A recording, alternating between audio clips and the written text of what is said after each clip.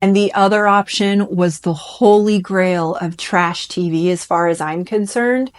It was USA Up All Night.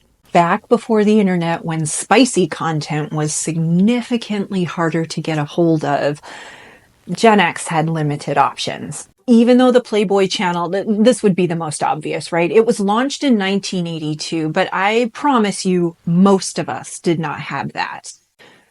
I definitely didn't. But I am kind of curious, for those of you whose parents did have it, what was that like? Inquiring minds want to know. Considering the majority of us didn't have it, we had to get really resourceful. We had two major movie channels. The first one was HBO. The other one was Skinemax. And these were paid subscription channels, just like they are today. HBO was more like the primary mainstream movie one, stuff like that. And Skinemax was too, until about 10 p.m. at night. It's 10 p.m.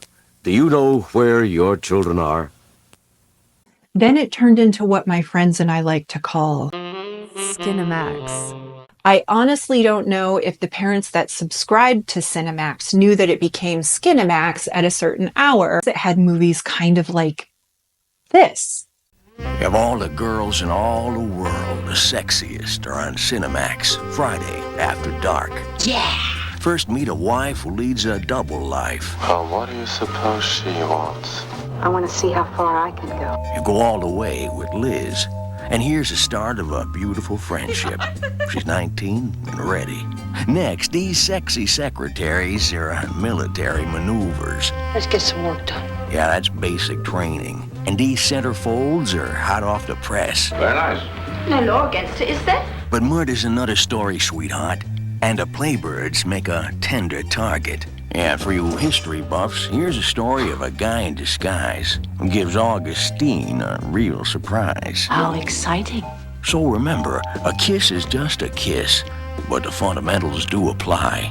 This month on Friday after dark. Flirting, foreplay, and fun. Fun and more fun. Here's looking at you, kid. But again, only a select lucky few could have them. And I was not one of the select lucky few. We had basic cable. That was it. So we're moving into our next option. And you know, we're going down by the tiers. We don't have Playboy. We don't have Skinemax. And now we're getting to this next option where back in the day, if you had basic cable and you weren't paying for subscription services, those subscription channels were not blocked. They were not restricted. They were, however, scrambled. And more often than not, we would watch for 3 to 5 minutes. It might be kind of interesting, or you might have maybe seen something, but honestly, they were all scrambled and it wasn't enough to hold our attention for very long. Anyhow, ultimately, it was boring and not super interesting. So our quest just continued. Now, when I was babysitting, I discovered a little something. So I would say goodnight to the kids and send them off to bed, and then I would start channel surfing. And the other option was the holy grail of trash TV as far as I'm concerned. It was USA Up All Night.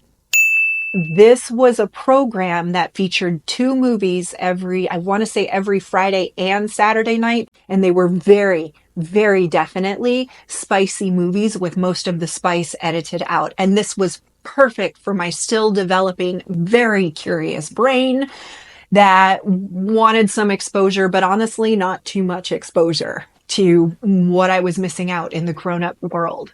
But the implications were there. And that, I think, is why we really all loved it.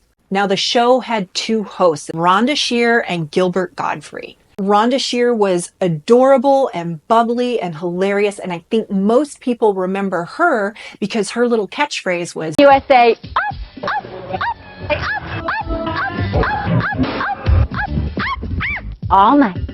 Yeah, that's enough of that. Rhonda Shear was not my favorite host of the show. I tended to prefer Gilbert because Rhonda squeaked. Gilbert's voice was unique and annoying in its own right, but at least he didn't squeak, and that was a huge win for me. They would throw in a little commentary before and after every commercial break, and sometimes they'd have a little skit, or they'd have, a little trivia about the movie. They would make a joke. Sometimes they'd pretend they were at a party. It was really just a little fun thrown in with this already B movie that you were watching. So again, they're offering something on USA that the other channels just aren't. Up All Night sort of turned every living room I happened to be babysitting at into like a little party spot on a Friday night by myself, alone, with nothing else to do. Anyhow, it was Rhonda and Gilbert who introduced a ton of Gen X to these terrible movies. And I am sure all of us who remember that show are super, super grateful for that. I know I am. And from cult classics to B movies, USA Up All Night played it all, and you could not find this stuff anywhere else. And this show set the gold star standard for what I look for in mindless entertainment as an adult. I know a lot of people have their reality shows and high drama and all of that. Not me. I want cheap and sleazy. I want that B movie that is just terrible acting. So how far are you going, Bob? All the way if I can. Huh? I mean, to San Francisco. With an awful soundtrack. Morte Ensemble, amen. Amanus Ensemble, amen. And ridiculous scenarios. Here's the gun, skater. Blow him away. No problem, baby. And when there are dangerous animals in them, there's like a puppet. Dance or die! And while the wild era of USA Up All Night is behind us, those memories still live on. And maybe that's another reason I like these movies so much. There's so much nostalgia in them. And if you've made it through all of that and you're still with me, I want you to know I'm grateful that you're here. My name is Jessica, and this is my first video on my new YouTube channel, Unboxing Gen X. I'm looking forward to looking back and teaching those of you who want to know about what it was like, as well as reminiscing with those of you who remember. Have a great weekend.